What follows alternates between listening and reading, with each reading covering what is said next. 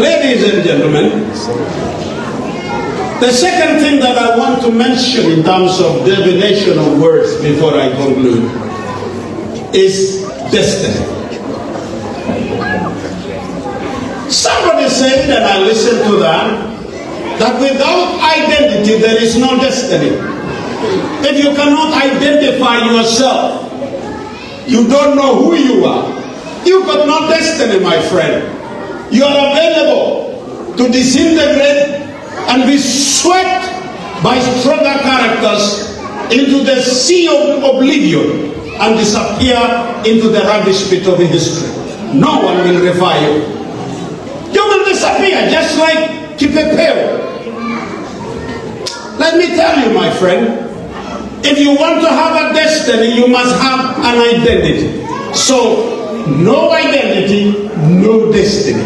I repeat it again. No identity, no destiny. I repeat it again. Listen to me. I repeat it again. You don't have to remember me, but remember this after I've left. A person's destiny is everything. Listen to that. A person's destiny, this is how sociologists and anthropologists have concluded after many research. I've read a book by Professor Howard Gardner. I like some of his books.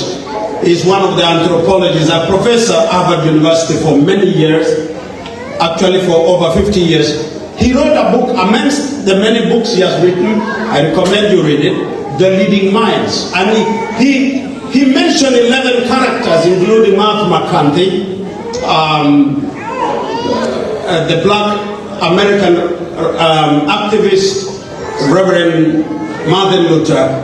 He referred to a woman by the name Margaret Meads, who was an anthropologist who worked in the Central America. He mentioned also Margaret Thatcher. In his book, Destiny, The Leading Minds, he said this: leadership is necessary in divining our people in every generation. And I wish to quote in his book.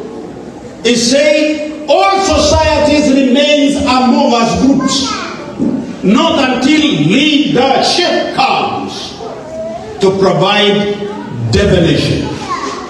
When I was sitting there, as I watched Ruta and his team, and as I saw you coming to sing and say Adelaide, you talk about Melbourne, you talk about Sydney. This is what leadership does. Thank you, son, for coming out. Until leadership comes to provide definition. The same book says the history of the world is not about common men, but it is about leaders as they divine their generation. Friends, I wish to say this while remembering this great writer, that every generation has an agenda for itself, and there are leaders to provide leadership to define that agenda. When God raises one from Melbourne, raises two, raises three in Adelaide, did you say Canberra? Did you say which other cities? And in diaspora, my friends, gravitate around a leader, gravitate around leadership. Therein shall be your potential that will be exposed and produced out, and you will find the best of you if leadership is available. So don't be jealousy, don't feel affected when he calls you. It is a necessary agent of change and transformation in your leadership, in your life. You can be better if you gravitate around. Every generation needs a gravitas area. And thank you, Ruta, and all your teams. Sarah, who took care of us yesterday with Ruta, made us comfortable, and she really spoke to us, and we felt at home by having her. May God bless you, the leadership of the Taunet Nelel.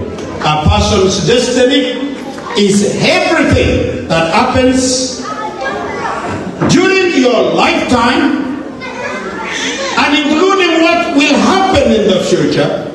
It's also about the end.